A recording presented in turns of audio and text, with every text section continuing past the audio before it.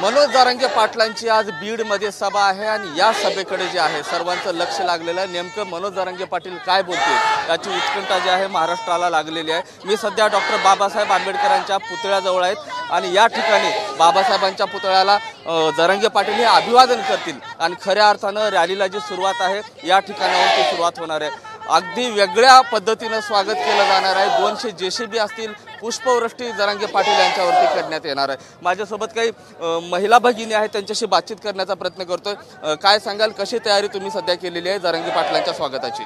आम्ही सर्वांनी, सगळ्या महिलांनी 5 जणी मिळून त्यांचं औक्षण करणार आहोत। मनोज दादा जरांगे जी आमच्या समाजासाठी लढत आहेत, त्यांच्या सगळ्या महिला भगिनी त्यांच्या पाठीशी उभ्या आहेत आणि आम्ही आरक्षण घेतल्याशिवाय राहणार नाही हाच आमचा नारा आहे। एक मराठा लाख मराठा या म्हणीप्रमाणे आम्ही सगळेजण आज त्यांच्या पाठीशी उभे आहोत। वेगळ्या पद्धतीने आहे, हातामध्ये परात आहे, औक्षण देखील करण्यात येणार आहे। कशी तयारी तुम्ही केली?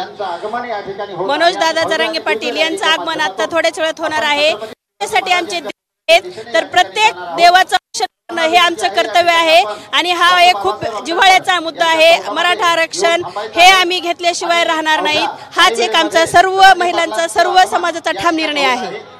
बिलकुल, जरांगे पाटील हे देव आहेत असं म्हणलं जातं। त्यांची जी तयारी आहे, त्यांच्या स्वागताची तयारी आहे, वेगळ्या पद्धतीची स्वागताची तयारी पाहू शकतो की आता इथून खऱ्या अर्थानं रॅलीला सुरुवात होणार आहे। महिला भगिनी जे आहेत मोठ्या प्रमाणावर आहेत, पुरुष देखील मोठ्या प्रमाणावर आहेत। एकंदरीत जर पाहता इथून खऱ्या अर्थानं जी रॅली आहे त्या रॅलीला सुरुवात होणार आहे आणि इथून पुढे साहित्यरत्न अण्णाभाऊ साठे यांच्या पुतळ्याला अभिवादन करतील, त्यानंतर छत्रपती शिवाजी महाराजांच्या पुतळ्याला अभिवादन करतील आणि सभेकडे जातील। आता जरांगे पाटील सभेमध्ये काय बोलतील, नेमका आज निर्णय काय घेतील, सरकारला इशारा काय देतील, याकडे आता सर्वांचं लक्ष लागलेलं आहे। कॅमेरा पर्सन अमित सह मी महेंद्र कुमार मुधोळकर, TV9 मराठी, बीड।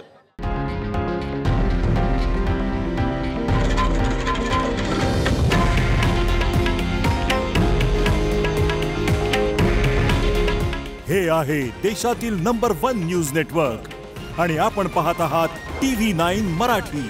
काळजी तुमची, हित महाराष्ट्राचं।